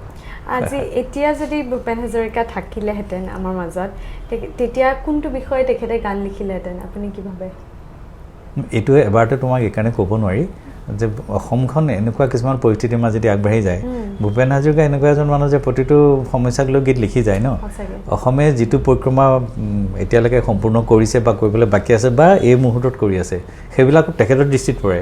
আমাৰ দৃষ্টিত নপৰেতো আমি ভাবিছোঁ কা আন্দোলন হৈছে কোনোতো কা আন্দোলনক লৈ গীতটা লিখা নাই কিন্তু কা আন্দোলনত গৈ গীত গোৱা মানুহ আছে গান গাইছে নাই বহুতে কা আন্দোলনক লৈ কা আন্দোলনটো জনপ্ৰিয় কৰিব গ'লে নিজৰ গীত গাইছে কিন্তু কা আন্দোলনক লৈ পেলাই গীত এটা এনেকৈ স্থায়ী গীত এটা মানুহে শুনিব পৰা গীত এটাতো বলোৱা নাই আমাৰ চকুত পৰা নাই কিন্তু কৰিলেহেঁতেন মানে আন্দোলনটোক ধৰি ৰাখিব পৰাকৈ তেনেকুৱাতো এনেকুৱা ধৰণৰ আমি নাপালোঁ মই এটা উদাহৰণ দিছোঁ তোমাক কিন্তু যেতিয়া ভাষা আন্দোলন হৈছিলে তেখেতে গীত লিখিছে তাৰপিছতো বিভিন্ন সময় পাৰ হৈ গৈছে আমাৰ সমাজৰ উৎস নিজ কিবা এইবিলাকক লৈ গীত লিখিছে কোনোবাই কাৰোবাক বিয়া কৰাব নাই পৰা সেইবিলাকক লৈতো সমস্যা লিখিছে খাদ্যবিহীন নাগৰিকৰ গীত আছে ৰং মন ৰহদৈ কাহিনী আছে এইবিলাক আনৰ গীতত নাপাবা এইবিলাক যিহেতু অসমৰ সমাজত চলি আছে তেখেতে চাগে নতুন দৃষ্টিৰে চালেহেঁতেন ইয়াৰ মাজতো তেখেতৰ এনেকুৱা এটা গীত সৃষ্টি হ'লহেঁতেন যিটো আমাৰ চকুতো এই মুহূৰ্তত নপৰে তাতে ভূপেন হাজৰিকা এজন আছে আপুনি ভূপেন্দ্ৰ মেল আৰম্ভ কৰিছে তাৰ উদ্দেশ্যটো কি মই জানিছোঁ এইটো প্ৰশ্ন বহুতে সোধে ভূপেন্দ্ৰ মেল মানে কিয় কৰিলোঁ জানা ভূপেন হাজৰিকাদেৱৰ শতবৰ্ষৰ আৰম্ভণিটো আমি কৰিছিলোঁ আমাৰ ফাউণ্ডেশ্যনৰ ফালৰ পৰা 2024 চনৰ পৰাই কিয় কৰিছিলোঁ 26ত শেষ হ'ব 25 ছেপ্টেম্বৰৰ পৰা 26 ছেপ্টেম্বৰত শেষ হ'ব লাগে আমি এবছৰ আগতে আৰম্ভ কৰিছিলোঁ আমি জিৰ'লৈ গৈছিলোঁ অৰুণাচললৈ যাওঁতে জিৰ'লৈ মই 3বাৰমান যাব লগা হ'ল শেষবাৰটো আমি তাত অনুষ্ঠানটো কৰিলোঁ তেওঁলোকৰ অৰুণাচলী মানুহৰ লগত আমি চেলিব্ৰেট কৰিলোঁ বাৰ্থডেটো আহোঁতে যাওঁতে এবাৰ সেই কেঁকুৰি এটাত সেই বিক্ৰী কৰি থাকে যে এই কিবা কিবি ফল মূল নহয় তোমাৰ পাচলি বিক্ৰী কৰি থাকে তেওঁলোকৰ তেনেকুৱা বিক্ৰী কৰি থাকে যে মানুহকেইজনৰ ওচৰত আমি এনেই ৰ'লোঁ আমাৰ ৰ'বলৈ মন গৈছে চাবলৈ মন গৈছে ফটো ল'ম মানুহকেইজনৰ ওচৰলৈ এনেই গ'লোঁ আৰু কিবা ৰঙালাও এটা আনো নেকি ঘৰলৈ এনেকুৱা নাই তেতিয়া এনেই ক'লোঁ আৰু এনেই কথা পাতিছোঁ দেই মই অকণমান পাতিছোঁ বাকীবিলাকে ফটো চটো তুলিছে এজনী মানুহ এনেই মোক ক'বলৈ সুধিবলৈ মন গ'ল অলপ বয়সস্থ তহঁতৰ ফিল্মটো কি আছিলোঁ এইটো প্ৰথম ফিল্মটো যে আছিলে মেৰা ধৰ মেৰিমা তহঁতি চাইছেনে বহুত চাইছে আমি বহুত চাইছে ভূপেন হাজৰিকাটো কৰিছিলে নহয় দেখিছা মইতো একেবাৰে গা চা জিকা খাই উঠিছে ভূপেন হাজৰিকাটো কৰিছিল নহয় এইটো বহুত ভাল মানুহ আছে আহিছিল নহয় এটা গান গাইছে এইটো কেইদিন অলপ দিন আগত গাই গৈছে ভূপেনে কেতিয়াবাই ঢুকাই গৈছে তেওঁ মানে ভূপেনৰ মৃত্যুৰ খবৰ নাজানে ঢুকাই গৈছে খবৰ ৰখা নাই কিন্তু এই কথাটো জানে প্ৰথম চিনেমা আমাৰ অসমত জ্যোতিপ্ৰসাদ যেনেকুৱা জয়মতী কৰিছিলে অৰুণাচলত ভূপেন হাজৰিকা তেনেকুৱা কাৰণ মেৰা ধৰ মেৰিমাখন প্ৰথম ভূপেন হাজৰিকাই কৰিছে পায়নিয়াৰ এইবিলাক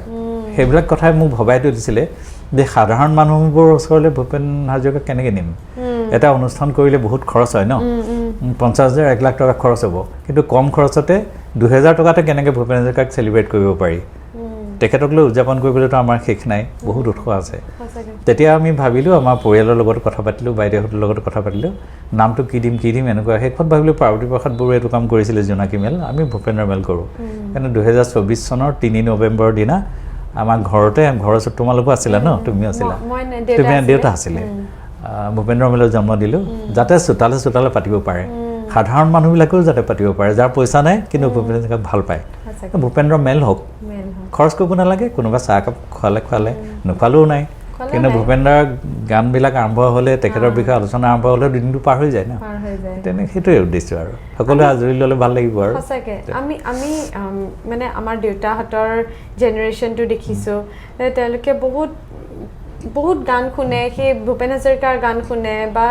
খগেন মহন্তৰ গান শুনে সেইটো এৰাৰ গান শুনে এতিয়া মানে ঘপককৈ দেউতাহঁতক এতিয়াৰ জেনেৰেশ্যনৰ গান এটা শুনাই দিলে দেউতাহঁতে মানে ভাল নাপায় তো তেনেকুৱাত আপুনি ভাবেনে এই নতুন প্ৰজন্মটোৱে ভূপেন হাজৰিকাৰ সেই গীতখিনিক আঁকোৱালি লৈ সেই তেওঁ যিটো চিন্তা ভাৱনাৰে গানটো লিখিছিলে সিমান তত্ত্বগধুৰ গানখিনি ইমান চিন্তা কৰি মেলি পেলাই এই প্ৰজন্মটোৱে কণ্টিনিউ কৰিব পাৰিবনে নোৱাৰিব ন কথাটো মানে দুই ধৰণে চাব পাৰি মইতো এতিয়া লক্ষণ দেখিছোঁ আৰু নাই দেখাও এইকাৰণে কৈছোঁ যিমানবিলাক প্ৰতিযোগিতা হয় প্ৰায়বিলাক প্ৰতিযোগিতা মোৰ সৌভাগ্য কেতিয়াবা হয় যে মোক বিচাৰক হিচাপে মাতে তেতিয়া ল'ৰা ছোৱালীবিলাকে যে যথেষ্ট সাধনা কৰি আহিছে সেইটো গম পায় ভূপেন হাজৰিকাৰ গান অলমষ্ট পাৰফেক্ট গাব পাৰে দেই বহুতেই গোৱা দেখিছোঁ অসমৰ বিভিন্ন ঠাইত মই দেখিছোঁ সেইটো এটা ভাল কথা তেওঁলোকে গাবলৈ যাওঁতে আমি কেতিয়াবা 2-3টা ৰাউণ্ড কৰোঁ কিয়নো ভূপেন হাজৰিকা কিমান জানে সেই কথাটো জানিব মন যায় অকল গান গাই পেলাই প্ৰাইজটো লৈ যাব সেইটো নহয় তেতিয়া বহুতে ক'ব পাৰে সেইবিলাক মাক দেউতাকে চাগে পৰিৱেশ দিছে মই ভাবোঁ সেইটো দেখি ভালো লাগে কিন্তু বেয়াও লাগে এই কাৰণে যে এতিয়াৰ ট্ৰেণ্ডটো অলপ বেলেগ এতিয়াৰ জেনেৰেশ্যনটোক মানে খুব গভীৰ তত্ত্ব থকা কথা বতৰা ইমান নালাগে যেন নালাগে যেনেই মোৰ অনুভৱ হয় তেওঁলোকে এতিয়া গীতবিলাক মই চাইছোঁ তেওঁলোকৰ লিৰিক্সবিলাক মই চাওঁ মইতো চবৰে গান শুনো এতিয়াৰ জেনেৰেশ্যনৰ গানো শুনো মোলৈ পঠাই থাকে মোৰ ভালপোৱা মানুহবিলাকে প্ৰায় নতুন গান উলিয়ালে পঠায় মেছেঞ্জাৰত আৰু মই শুনোৱে ৰাতি শুনি মই চাইছোঁ যে গীতৰ কথাবিলাকত এটা ষ্টৰিও নাই তাত কিবা এটা ফিলচফিও নাই তেওঁলোকে কেইটামান খুব ভাল লগা শব্দ লৈছে ৰোমান্টিক শব্দ লৈছে আৰু তাকেই লৈ এটা ভাল সুৰ দিছে গীতটো পপুলাৰ হৈছে বা পপুলাৰ হ'ব আৰু তেনেকৈ ভাবে যে এইটোৱে মানে শেষ বুলি ভাবে উৎকৰ্ষৰ শেষ এইটোৱে বুলি ভাবে আমি কিন্তু নাভাবোঁ আমাৰ চাম আৰু এতিয়া চামৰ মাজত দেউতাৰ যিটো হৈছে এইটোতো থাকিব পাৰ্থক্য থাকিয়ে যাব কিন্তু সময় ঘূৰি আহিব সময় সদায় কেতিয়াও একেধৰণে গৈ নাথাকে যেতিয়া চাবাচোন সেই পুৰণি কিবা এটা ট্ৰেণ্ডৰ কানি কাপোৰ পিন্ধাৰ যিটো ট্ৰেণ্ড আছিলে কাপোৰ কানি আকৌ উভতি আহে নাই বেল বটমৰ আহি যায় আকৌ আহি যায় এতিয়া মাজে মাজে এইটো হৈ থাকিব ৰোটেশ্যন হ'ব মানুহে গম পাব যে এআই যেতিয়া আমাক কেপচাৰ কৰিব লৈছে আমাৰ এতিয়া এআইটো গানৰ সুৰ দি দিয়ে তুমি 4টা লাইন লিখিলে লগে লগে সুৰ দি গাই দিয়ে যেতিয়া মানুহে মেচিনৰ ওপৰত নিৰ্ভৰশীল হ'বলৈ এৰিব এটা সময়ত এৰিবতো কাৰণ মানুহ মনুষ্যটো ক'ত থাকিব তেতিয়া তেওঁলোকে মিনিংফুল গানৰ প্ৰতি ধাউতি বাঢ়িব মই ভাবোঁ তেনেকৈ জীয়াই থাকিব উভতি আহিব কিন্তু আমাৰ এটা কৰ্তব্য এই যে ভূপেন হাজৰিকাৰ গীতবিলাকক নতুনকৈ ভাল ভাল শিল্পী হতুৱাই অলপ মিউজিকখিনি সময়ৰ লগত খাপ খুৱাই নতুন ইনষ্ট্ৰুমেণ্ট নতুন টেকন'লজি ব্যৱহাৰ কৰি পেলাই ৰেকৰ্ড কৰিবলৈ এটা আমি প্ৰচেষ্টা চলাব লাগে যাতে থাকে আৰু অনাগতে এটা শতিকালৈ যাতে থাকি যায় গানটোৰ বিষয়ে বা গানটোৰ অকণমান অৰ্থও যদি সেই মানে থাকি যায় মানে সেইটো ভিজুৱেল কৰিব পাৰি তুমি এটা গানৰ ওপৰত এখন ডকুমেণ্টাৰী কৰিব পাৰি তুমি কৰিব নোৱাৰা বিস্তীৰ্ণ পাৰৰ ওপৰত তুমি যদি ভাবা এখন আধা ঘণ্টা বা 40 মিনিটৰ এখন ডকুমেণ্টাৰী হৈ যায় মহাবাহু ব্ৰহ্মপুত্ৰৰ ওপৰত এখন ডকুমেণ্টাৰী কৰিব পাৰি নহয়নে কৰিব পাৰি আমি যদি তেনেকৈ কোনোবাই ভাবোঁ মই উৎসাহী মানুহ বিচাৰি ফুৰোঁ যে কৰোঁ বুলি ক'লে মানে মই পূৰা ছাপৰ্ট দিম যে এনেকৈ কৰিব পাৰি আমি তেতিয়া গীতটো বেকগ্ৰাউণ্ডো ক'ব পাৰিলোঁ তাৰ অৰ্থখিনি ফিলচফি চব দেখুৱাব পাৰিলোঁ ক'ব পাৰিলোঁ কোনোবাই ইণ্টাৰপ্ৰেট কৰিব পাৰিব তাৰপিছত কোনোবাই ভিজুৱেল কৰি পেলাই ৰাখি দিব ভিজুৱেলাইজ কৰি দিব এনেকৈ ৰাখিব পাৰি এইটো সময়ৰ আহ্বান আমি কৰিব লাগিব কোনোবাই আৰু এইটো আৰ্কাইভত কোনোবাই ৰাখিব লাগিব এতিয়া মানে এনেকুৱা হৈছে মানে বলিউডত হওক বা মানে সেই হিন্দী মিউজিক ইণ্ডাষ্ট্ৰীয়ে হওক বা বাহিৰৰ হওক তেওঁলোকে সেই পুৰণি গীতবিলাক আকৌ আঁকোৱালি লৈছে আৰু তাৰ উপৰিও চিনেমাবিলাক সেই পুৰণা এক্টৰ এক্ট্ৰেছবিলাকৰ বায়োপিক বনাইছে তেনেকুৱা কৰিছে সেই বস্তুটো কৰাটো উচিত বুলি মই ভাবোঁ এতিয়াও যদি কোনোবাই বিচাৰে ভূপেন হাজৰিকাৰ এখন বায়োপিক হ'বই লাগে বাৰু সেইটো বাৰু সৰু নহয় তেওঁ সৰুকৈ ৰাখিব দিগদাৰ আমি জানা যেতিয়া আমি জিৰ' যাওঁতে তেতিয়া অৰুণাচলৰ তাত মন্ত্ৰী আছিলে বিধায়ক আছিলে তেওঁলোকে ষ্টেজত আহি এনাউন্স কৰিছিলে আমাক যে ভূপেন হাজৰিকাৰ ওপৰত এখন ফিল্ম বা বায়োপিক আমি বনাম আজি এনাউন্স কৰিলোঁ আমাক কিমান ভাল লাগে যে নিউজ হৈ গৈছে আমি যেতিয়া ক'লোঁ তেওঁ পুত্ৰ তেজ হাজৰিকাৰ বিয়াত উৎসাহ দেখুৱাইছে তেওঁ কাক ল'ব কাৰ হত্যা কৰাব বায়োপিক বহুতখিনি আগবাঢ়িলোঁ যেতিয়া অৰুণাচল গভৰ্ণমেণ্টে আমাৰ প্ৰজেক্টটো দিলোঁ তেওঁলোকক বেলেগ মানুহ সোমাই গ'ল সোমাই না কৰিলে ক'লে যে আমি অৰুণাচল মানে অসমে কৰক কিয় কৰিব লাগে আমি কৰিলে মানে যদি কৰিব লাগে অসমৰ মানুহৰ হতুৱাই বায়োপিক নবনাওঁ অৰুণাচলৰ মানুহে কৰিব লাগিব এইবিলাক কণ্ডিশ্যন আহিলে তেতিয়া আমিতো জড়িত হোৱাৰ সুযোগটো হেৰুৱালোঁ কিন্তু আমি আহ্বান জনাইছিলোঁ এখন বায়োপিক হ'বই লাগে 70 বৰ্ষত হ'ব লাগে মই এইটো আমাৰ ভূপেন হাজৰিকাৰ 70 বৰ্ষ যিখন কোৰ কমিটি তাত আছোঁ চিএমৰ তাত 2-3বাৰ মিটিঙত মই গৈছোঁ তেতিয়া মই নহ'লেও কোনোবাই বেলেগ টপিক কৰিছোঁ সেইটো প্ৰজেক্ট দিয়া আছিলে এতিয়ালৈকে হোৱা নাই বিভিন্ন কাৰণত হোৱা নাই নাজানো আৰু কি হয় বায়োপিক হৈ গ'লে এই 3 ঘণ্টীয়া চিনেমাখন অকমান হয়তো কম হ'ব পাৰে সিৰিজ ওয়াইজ যদিও কৰি দিয়া যায় না মানে এটা সিৰিজ হৈ গ'ল তেনেকেও মানে পাৰি এখন সদানন্দ গগৈ এখন কৰিছিলে সদানন্দ গগৈ এখন কৰিলে এখন চিৰিয়েল হৈ পেলাই হৈ গ'ল তাত কিছু হ'ল কিছু থাকিল এনেকুৱা হৈ গ'ল ৰৈ গ'ল আৰু তেওঁ সামৰা দিগদাৰ মহেশ ভাটে কৰিব খুজিছিলে পূজা ভাট খুব ফেন আছিলে ভূপেনৰ কৰিব খুজিছিলে কিন্তু সেই কি হ'ল আৰু কল্পনা লাজমীৰ লগত কিবা কথা নিমিলিলে সেইকাৰণে নহ'ল বলিউডতো প্ৰথম আৰম্ভ হৈছিলে যিকোনো হোৱাটো উচিত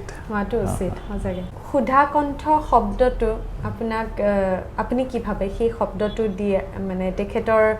নামৰ লগত সুধা কণ্ঠ ৰজিতা কেনেকৈ খাইছে নাই খুব খুব উপযুক্ত এইটো দিছিলে আনন্দ চন্দ্ৰ বৰুৱাদেৱে তেখেতে মাজুলীত দিছিলে না গড়মূৰ সত্ৰত নে মাজুলী বংশীগোপাল নাট্য মন্দিৰত দিছিলে 1965 চনত দিছিলে বোধহয় মই যিমানটো মনত পৰে সুধা কণ্ঠ সুধা মানে হ'ল মৌ আৰু যাৰ কণ্ঠদি মৌ নিগৰে তেওঁই হ'ল সুধা কণ্ঠ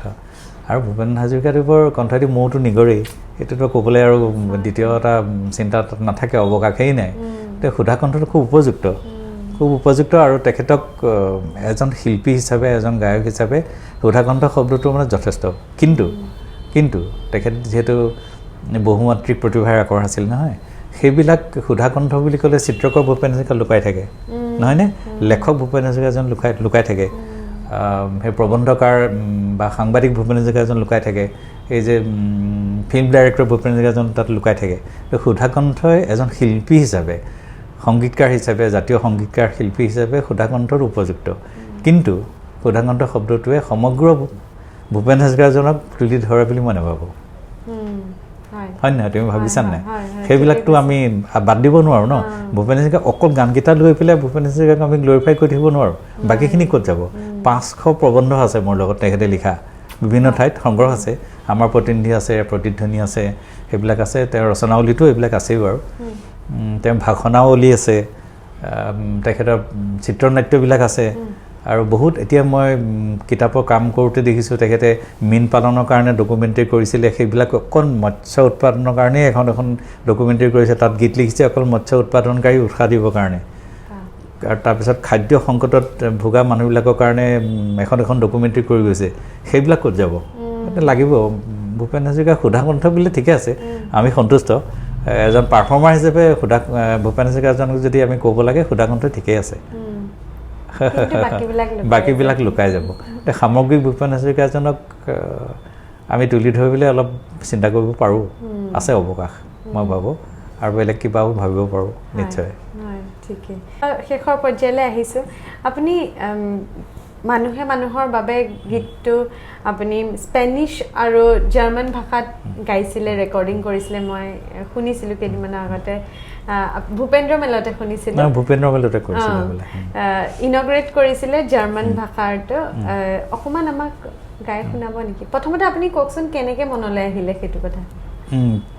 জাৰ্মান ভাষা মইতো নাজানো কিন্তু মোৰ উৎসাহটো মানে এনেকুৱা ধৰণৰ যে ভূপেন দাক আৰু কেনেকৈ আমি পটভূমিত মানে বিশ্ব সংগীত সভালৈ আমি কেনেকৈ নিব পাৰোঁ তেখেতে নিজে যিমান মহান সেইটোতো হয়েই কিন্তু তেখেতে অসমীয়া বা বাংলা গীতকেইটাহে গাই গৈছিলে জাৰ্মান এজনে কেনেকৈ শুনিব ভূপেন হাজৰিকাক বুজি নাপাব স্পেনিছ এজনে কেনেকৈ বুজি নাপাব নহয় মইতো সকলো ভাষা শিকিব নোৱাৰোঁ কেতিয়াও গান এটা গাবৰ কাৰণে যিমানখিনি প্ৰয়োজন সিমানখিনিহে মই শিকিব পাৰোঁ ইয়াত এজন খুব ভাল মোৰ ছিনিয়ৰ ফ্ৰেণ্ড আছে ডক্টৰ বিনোদ কুমাৰ গগৈ তেখেতে এজন ভাষাবিদ হয় তেখেতে এই কামবিলাক কৰি থাকে তেখেতে ফ্ৰেঞ্চ লেংগুৱেজ জানে তেখেতে জাৰ্মান জানে তেখেতে স্পেনিছ জানে ইটালিয়ানো শিকি আছে তেখেতে প্ৰায় জানে মই যিমানটো জানো এটা গীত অনুবাদ কৰিবৰ কাৰণে তেখেত এতিয়া সক্ষম সেই মানুহজনে সাধনা কৰি আছে খুব অকলেই কৰি আছে মোক বিচাৰিলে মই গ'লোঁ গৈ পেলাই তেখেতৰ লগত আলোচনা কৰাৰ পিছত দেখিলোঁ যে আমি পৰীক্ষা নিৰীক্ষা আৰম্ভ কৰিলোঁ তেতিয়া জাৰ্মান ভাষাটো মই ল'লোঁ জাৰ্মান ভাষাটো ক'লোঁ যে মানুহৰ বাবে পাৰোঁ সেইটো কাৰণে আকৌ মেণ্টৰ বিচাৰিব লগা হ'ল তেখেতে অনুবাদহে কৰি দিলে গানটো ধৰা লিটাৰী ট্ৰেঞ্চলেশ্যনটো হৈ গ'ল গাব পাৰিব লাগিব নহয় ভূপেন হাজৰিকাৰ গীত অনুবাদ কৰা সেইকাৰণেই দিগদাৰী তেখেতটো পাৰফৰ্মাৰ আছিলে গাবৰ কাৰণে সুৰত খাপ খুৱাবৰ কাৰণে ৰিডমটোৰ লগত মিলাবলৈ শব্দ কিছুমান সংযোগ কৰিছোঁ কিছুমান বাদ দিছোঁ শেষত তেনেকৈ দেলহিত বসবাস কৰা এটা পৰিয়াল পালোঁ তেওঁৰ জাৰ্মান লেংগুৱেজৰ স্কলাৰ হয় ৰীতিমণি গগৈ বুলি তেওঁ যোৰহাটৰ বোৱাৰী তেওঁৰ লগত সম্পৰ্ক হ'ল আৰু এটা কাপল মানে অসমীয়া জীয়ৰী কিন্তু জাৰ্মান জোঁৱাই তেখেতৰ লগতো সম্পৰ্ক হৈছে তেখেতক চাবলৈ দিয়া হ'ল তেখেতক চাই দি যেতিয়া এপ্ৰুভ কৰিলে তাৰপিছত উচ্চাৰণ আকৌ মই গাই ৰেকৰ্ড কৰি পঠোৱাৰ পিছত তেওঁলোকে কিবা খুটি নাটি মিলাব লগা থাকিলে মোলৈ পঠাই দিয়ে অডিঅ' তেনেকৈ কৰি এটা সময় ৰেকৰ্ড কৰিলোঁ আৰু এই ভূপেন্দ্ৰ বলে মই এটা ৰিলিজ কৰিছোঁ এইটো মানুহে ভাল পাইছে বুলি ভাবিছোঁ দেই বহুত ফোন আহিছে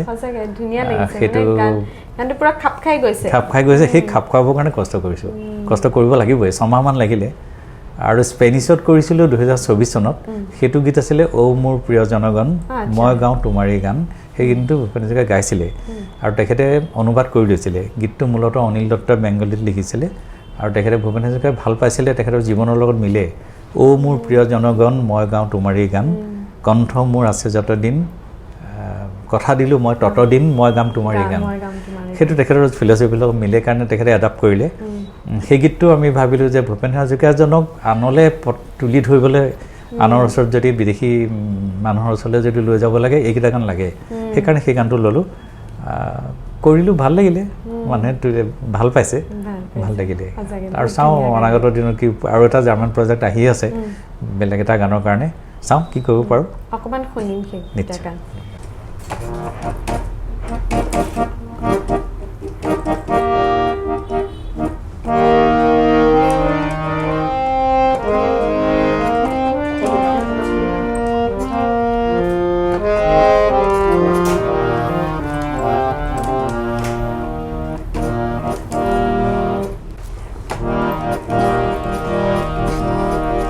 অসমীয়াত আছিলে মানুহে মানুহৰ বাবে যদিহে অকণো নেভাবে অকণি সহানুভূতিৰে ভাবিব কোনে নকোৱা সমনীয়া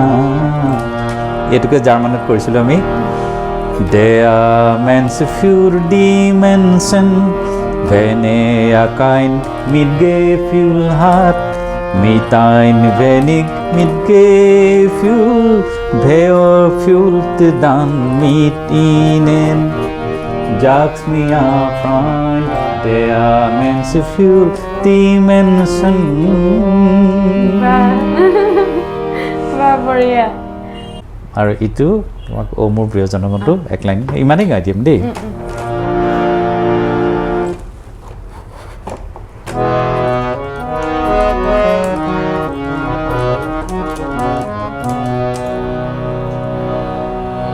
এই গীতটো ৰচিছিলে অনিল দত্তই আৰু অনুবাদ কৰিছিলে ভূপেন হাজৰিকাদেৱে ও মোৰ প্ৰিয় জনগণ মই গাওঁ তোমাৰে গান কণ্ঠ মোৰ আছে যতদিন কথা দিলোঁ মই ততদিন গাম তোমাৰে গান গাম তোমাৰে গান ও মোৰ প্ৰিয় জনগণ মই গাওঁ তোমাৰে গান এই গানটো আমি স্পেনিছত গাইছিলোঁ এনেকৈ ও মি gente querida yo canto tu canción o mi gente querida yo canto tu canción mientras tenga yo voz os prometo que mientras tenga yo voz os prometo que cantaré tu canción cantaré tu canción ও মোৰ প্ৰিয় জনগণ মই গাওঁ তোমাৰে গান বাহ ইয়াতে জলচা এটাই কৰি দিব পাৰিলে পাৰিলা জলচাই হৈ যায় তাকে এতিয়া কেইটামান ৰেপিড ফায়াৰ কুৱেশ্যনছ আছে আৰম্ভণিতে সোধো ভূপেন হাজৰিকাৰ এটা গান যিটো আপুনি জীৱনত কেতিয়াও পাহৰিব নোৱাৰে সাগৰ সংগমত কটনা খাত এৰিলোঁ তথাপিতো হোৱা নাই ক্লান্ত তেখেতৰ প্ৰিয় গীত মোৰ প্ৰিয় গীত ভূপেন হাজৰিকা শিল্পী নে বিপ্লৱী বিপ্লৱী শিল্পী বাহ বাহ ভূপেন হাজৰিকাৰ লগত যদি 5 মিনিট পালেহেঁতেন কি কথা পাতিলেহেঁতেন এতিয়া মই তেখেতক এইটো প্ৰশ্ন আগতেও সুধিছোঁ যে জীৱনটোলৈ উভতি চালে কেনেকুৱা লাগে আৰু এই যাত্ৰাটো সামৰি তেখেতক কেনেকুৱা লাগিছে এই কথাটো মই তেতিয়াও সুধিছিলোঁ এতিয়াও লগ পালে মই সুধিলোহেঁতেন কাৰণ তেখেতৰ যাত্ৰা শেষ নহ'লহেঁতেন ন বহুত আগতে হেৰুৱাইছোঁ আমি এতিয়ালৈকে পোৱা হ'লে তেখেতে নিশ্চয় বহু কাম কৰিলেহেঁতেন সেইটোৱে সুধিলোহেঁতেন বাহ মানুহে মানুহৰ বাবে গীতটো এটা শব্দৰে ব্যাখ্যা কৰিলে কি হ'ব শব্দটো সমগ্ৰ মানৱ জাতিৰ এইটো প্ৰাৰ্থনা সংগীত বুলি ভাবোঁ মই নিশ্চয় লিৰিক্স ফাৰ্ষ্ট নে টিউন ফাৰ্ষ্ট লিৰিক্স বাহ খুব ভাল লাগিছে আপোনাৰ লগত কথা পাতি ভাল লাগিলে আজি বহুত নজনা কথা শিকিলোঁ বহুত নজনা কথা জানিলোঁ আপোনাৰ কেনেকুৱা লাগিলে ইয়াতে খুব ভাল লাগিলে মই ভাবি থাকোঁ তোমাৰ পডকাষ্ট চাই থাকোঁ কেতিয়াবা যদি মোকো মাতিলেহেঁতেন মোক মনৰ কথাখিনি ক'লোহেঁতেন মনে মনে ভাবি থাকোঁ আৰু তুমি খুব ধুনীয়াকৈ কুৱেশ্যনবিলাক কৰিছা ভূপেন হাজৰিকাদেৱক আচলতে ১৭ বৰ্ষত আমি কৰিব লগা কাম বহুত আছে কিন্তু এইটো তাৰ ভিতৰতে এটা কাম হ'ল তুমি খুব মানে দৰকাৰী কাম কৰিলা এইটো মই ভাবোঁ ৰাইজে ভাল পাব হয় মই এইটো ছিৰিজ নিচিনাই হৈ গৈছে মই লাষ্ট টাইম সূৰ্য গোস্বামী তেখেতক মই ইনভাইট কৰিছিলোঁ তেখেত যিহেতু ভূপেন হাজৰিকাৰ লগতে একেলগতে তবলা সংগত কৰিছিলে তাৰপিছত আপোনাক ইয়াত পাই খুব ভাল লাগিছে ধন্যবাদ আমাক সময় দিয়াৰ কাৰণে বহুত ভাল লাগিল ভালে থাকা ভাল ভাল কামবোৰ কৰি যোৱা মোৰ শুভকামনা সদায় থাকিব ধন্যবাদ আজি এপিছডটো চাই যদি আপোনালোকৰ ভাল লাগিছে তেনেহ'লে লাইক শ্বেয়াৰ আৰু ছাবস্ক্ৰাইব কৰিব আৰু এনেদৰে ভিডিঅ'ছ যদি আৰু বিচাৰে কমেণ্ট কৰিব ধন্যবাদ